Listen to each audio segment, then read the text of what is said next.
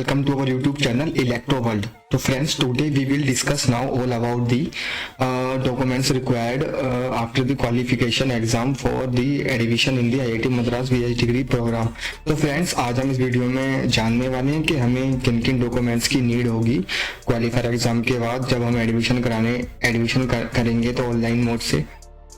तो फ्रेंड्स, आइए समझते हैं इस वीडियो में बिल्कुल डिटेल में कि हमें किन किन डॉक्यूमेंट्स की जरूरत पड़ सकती है क्वालिफायर एग्जाम के बाद। तो चलिए वीडियो को स्टार्ट करते हैं, लेट्स गेट स्टार्टेड। तो फ्रेंड्स, हम पहले जो बात करेंगे वो हम बात करेंगे documents for regular based student, यानी कि जो स्टूडेंट्स रेगुलर बेस से एडमिशन लेने वाले हैं, यानी कि जो 4 वीक का कंटेंट पढ़कर क्वालिफायर एग्जाम में अपेयर होने वाले हैं, तो उनके लिए हम पहले बात करेंगे उनको किन किन डॉक्यूमेंट्स की नीड पड़ सकती है। तो फ्रेंड्स, चलिए शुरू करते हैं। तो इसमें फर्स्ट डॉक्यूमेंट है हमारा पासपोर्ट साइज फोटोग्राफ, यानी कि हमें फोटोग्राफ चाहिए होंगे पासपोर्ट साइज, जिसका जो फॉर्मेट होना चाहिए हमारा जेपीजी होना चाहिए एंड फोटो का साइज होना चाहिए 50 KB से लेके 150 KB तक। अब सेकंड डॉक्यूमेंट की तरफ चलें तो सेकंड डॉक्यूमेंट हमारा होने वाला है सिग्नेचर, यानी कि जो हमारे सिग्नेचर्स होते हैं जो कि हमारे 10th की मार्कशीट में होता है, 12th की मार्कशीट में, वही सेम सिग्नेचर हमें करना होता है, जिसका सेम फॉर्मेट होता है जेपीजी फॉर्मेट। एंड अगर उसकी हम साइज की बात करें तो उसका जो साइज होने वाला है वो होने वाला है 4 KB से लेकर 150 KB तक। अब हम फ्रेंड्स, अब हमारे 2 डॉक्यूमेंट्स हो चुके हैं, थर्ड डॉक्यूमेंट की तरफ चलते हैं।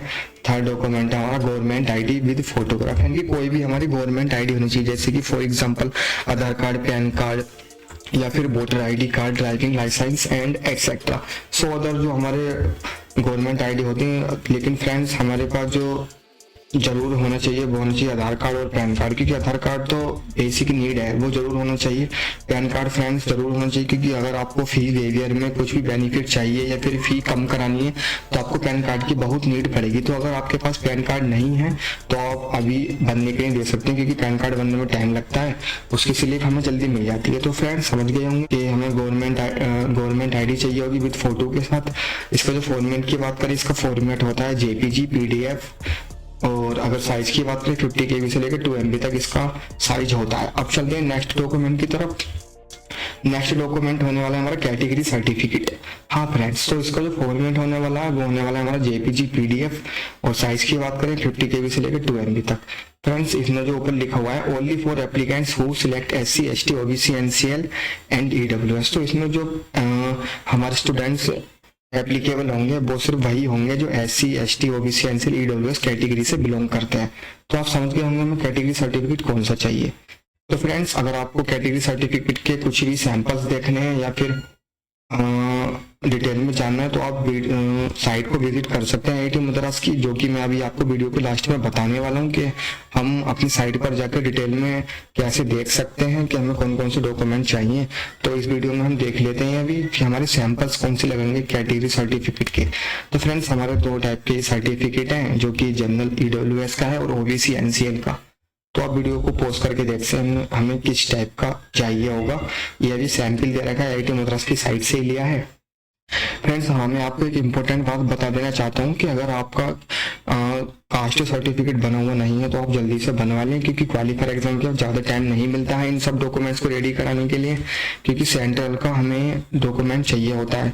कैटेगरी सर्टिफिकेट हमें सेंट्रल का लगता है और हमारे पास इनकम सर्टिफिकेट भी होना चाहिए।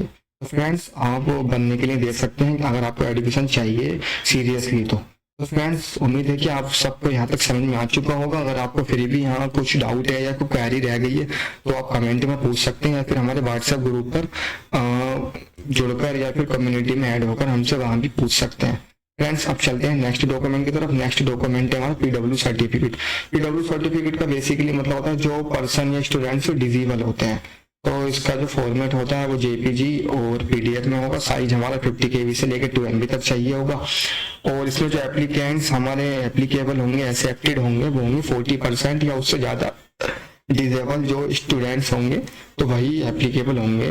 अब चलते हैं हम आगे अपने नेक्स्ट डॉक्यूमेंट की तरफ।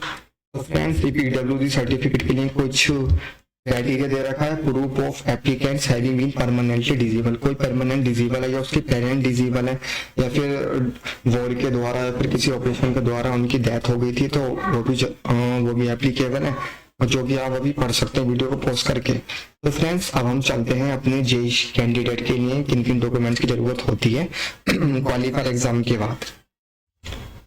तो फ्रेंड्स अब हम बात करने वाले हैं documents for JE based candidates. तो उनको फर्स्ट डॉक्यूमेंट की नीड होती है पासपोर्ट साइज फोटोग्राफ, जो कि मैंने आपको बता दिया था जेपीजी फॉर्मेट में होना चाहिए, 50 केबी से 150 केबी तक होना चाहिए। इन जो डॉक्यूमेंट होता है उनको जरूरत होती है स्कोर शीट की, यानी कि जो भी हमारा एग्जाम के बाद हमारा स्कोर शीट आती है तो वो उसकी फाइल होनी चाहिए जेपीजी पीडीएफ फॉर्मेट में जो भी हो। और फ्रेंड्स हमारा थर्ड होता है एडमिट कार्ड, जो कि एग्जाम से पहले हमारा एडमिट कार्ड रिलीज होता है साइट के द्वारा। और डॉक्यूमेंट होता है हमारा रजिस्ट्रेशन रिसिप्ट, यानी कि जो भी हम फॉर्म फिल कराते हैं तो एग्जाम के बाद जेईई मेंस के बाद जेईई एडवांस के लिए जब हम एप्लीकेबल हो जाते हैं तो उसके लिए रजिस्ट्रेशन रिसिप्ट लगती है, तो जो हमें मिलती है साइट से तो वो हमारे पास होनी चाहिए। उसका फॉर्मेट पीडीएफ होना चाहिए और 50 केबी से 2 MB तक होना चाहिए। ऊपर लिखा हुआ भी age proof of eligibility to write JEE advance, यानी कि वो रिसिप्ट होनी चाहिए जिसमें लिखा हुआ हो कि आप जेईई एडवांस लिखने के लिए एक्सेप्टेड है, तो वही रजिस्ट्रेशन रिसिप्ट हमारी लगेगी। तो यहाँ तक आपको समझ में आ चुका होगा।